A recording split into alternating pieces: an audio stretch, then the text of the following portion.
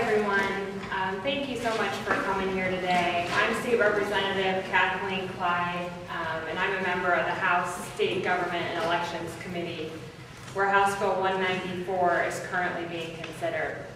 I have extensive background in elections and elections administration, having worked in the Ohio Secretary of State's office, having served as an election official, and having extensive elections research and advocacy background with positions at the Brennan Center for Justice and the Election Law Center at The Ohio State University.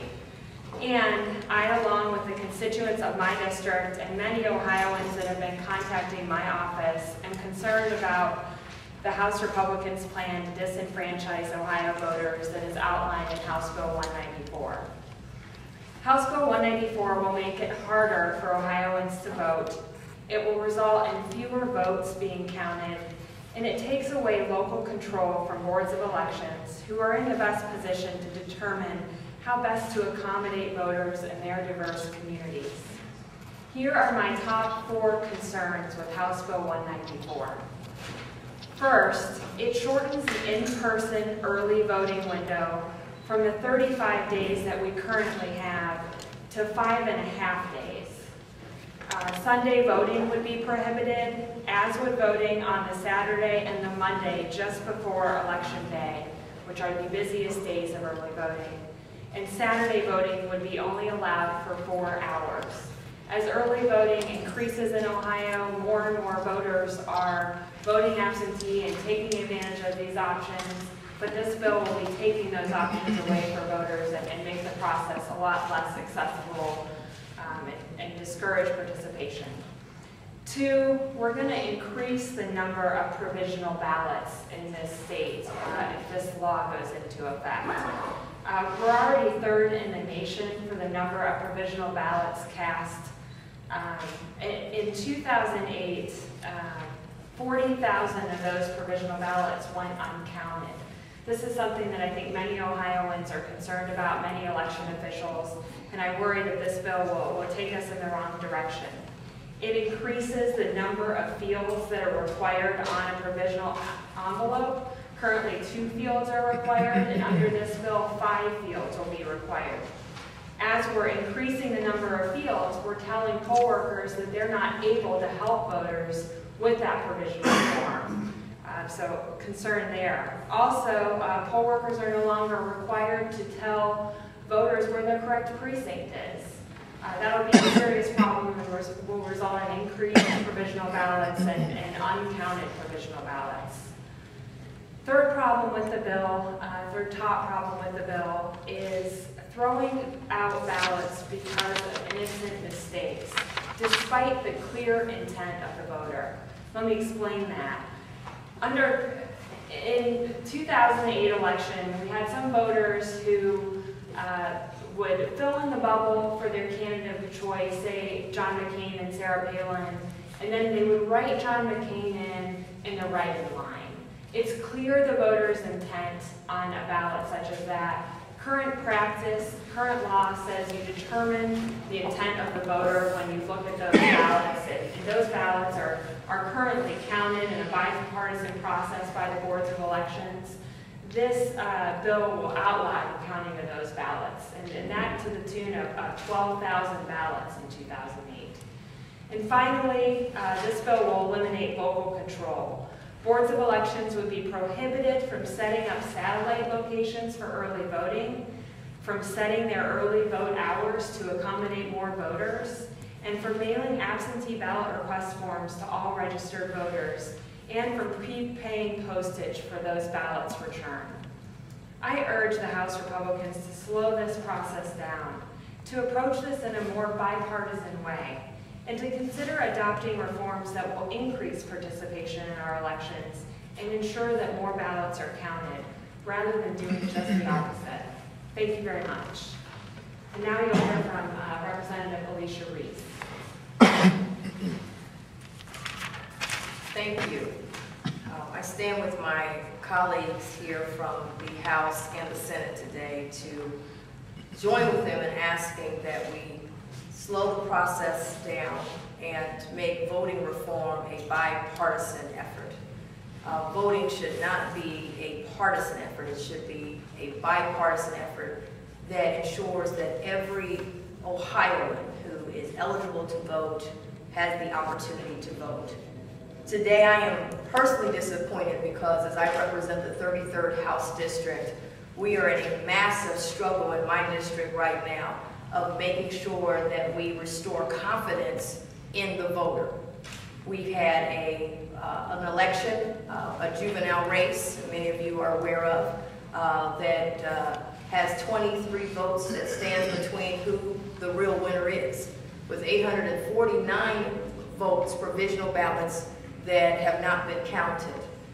We've gone back and forth through the court system, through federal court. They've ruled over and over again to count those votes. And today we stand where it may even be appealed again, even though the Sixth Circuit Court said count the votes, that it may go to the United Supreme Court. We don't want that situation again.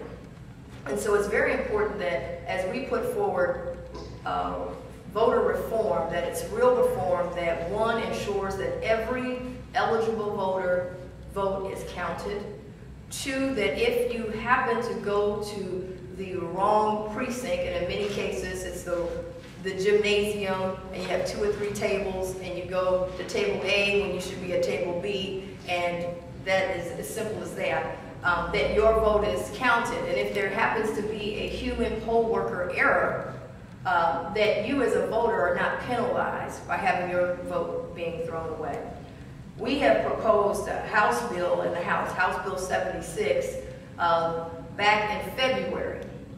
And I'm immensely disappointed that as I read Secretary Husted's reform, and in the newspaper he was quoted as talking about we do need to deal with provisional ballots, that we do need a uniform system, that we proposed in House Bill 76 a uniform process across the state that would establish a provisional ballot process. And that process would make sure that the voter is not penalized if you happen to go to the wrong polling location, or that you are a registered voter and that you are eligible to vote in those races. And it makes it where your vote would be counted. Right now in Ohio, it's different in various counties, causing voter disenfranchisement. So we ask that House Bill 76 provisions be included in the voter reform bill that's moving forward. Representative Clyde has identified other barriers in this bill that makes it harder for the voter to vote. And I feel in the 21st century, we should be moving where we have more accessibility, more location, making it easier for voters' votes to be counted. Secretary Husted has a contest going for stickers, for a new voter sticker. And many of my colleagues that are here today are wearing stickers because as it stands right now, and if we move forward with this reform that does not handle some of the issues that we talk about, making it more accessible, making sure that if there's poll worker error that the voter is not penalized, making sure we're not throwing away votes, but we're counting those votes that are eligible to be counted. And so today I'm wearing one of the stickers because if we move forward with this bill, my constituents in the 33rd District and those across the state of Ohio might be wearing this button, but I don't know if my vote was counted.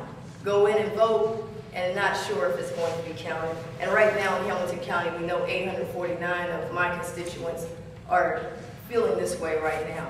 And there's others that have buttons on that talks about 1 in 10 chance of my vote being counted. Did I vote today? With some confusion. Am I too old to vote?